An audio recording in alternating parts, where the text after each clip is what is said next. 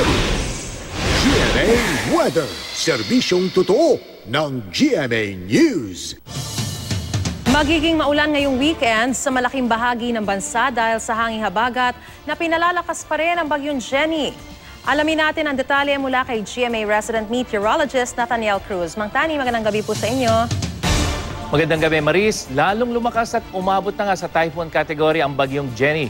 Namataan ng Pag-asa ang sentro nito kaninang alas 4 ng hapon, 1,010 kilometers dyan sa may silangan ng Basco, Batanes. At tagline nito ngayon, ang lakas ng hangin nasa 120 kilometers per hour malapit sa gitna at bugsong umaabot na ng 150 kilometers per hour.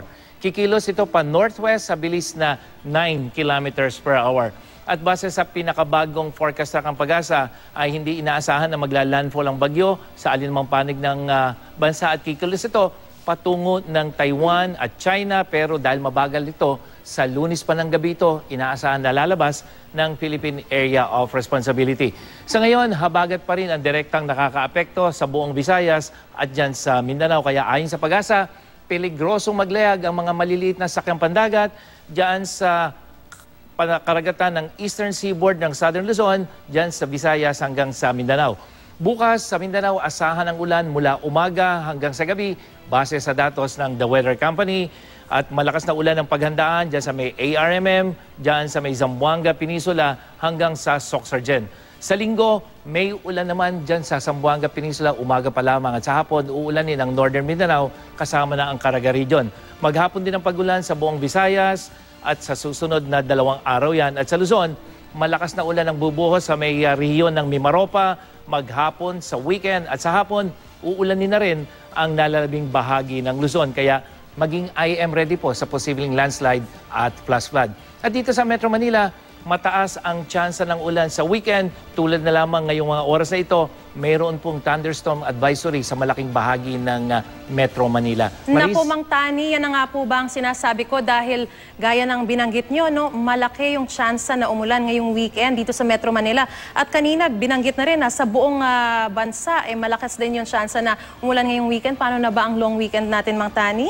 Yes, Maris, kaya nga yung pong mga pupunta o yung mga magbabiyahe sa Visayas, asahan nyo na ha. Maris, maulan sa malaking bahagi ng Visayas, lalong-lalo na dyan sa may western section na kung saan may malalakas sa pagulan. Yung mga pupunta po ng Palawan at dyan sa Mindoro ngayong weekend, asahan din ang maulang panahon. At ito ay hindi yung direktang epekto ng bagyo, kundi dahil sa habagat na pinalalakas ng bagyong si Jenny. Yung mga pupunta naman ng Bagyo Maris, tsaka dyan sa La Union, asahan na rin yung mga pagulan, lalo na sa araw ng linggo na kung saan inaasahan na lalakas ang habagat dahil hahatakin pa rin ito ng bagyong Jenny.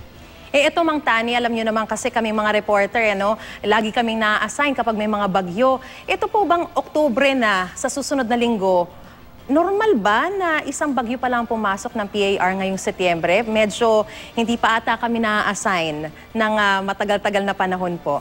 Yes, Maris. Unang-una, pagka kasi, yung forecast kasi ng Pag-asa para sa buwan ng Setyembre, 2 hanggang 4. At itong si Jenny ang kauna-unahang bagyo ngayong Setyembre na halos matatapos na. Kaya medyo hindi ito normal dahil yung long-term normal ng bilang ng bagyo para sa buwan ng Setyembre, 2 hanggang 3 yan, Maris. Actually, ang buwan ng Setyembre ang isa sa mga buwan na may pinakamaraming bagyo na pumapasok sa Philippine Area of Responsibility at dumadaan dito sa atin. Kaya medyo abnormal ito, Maris.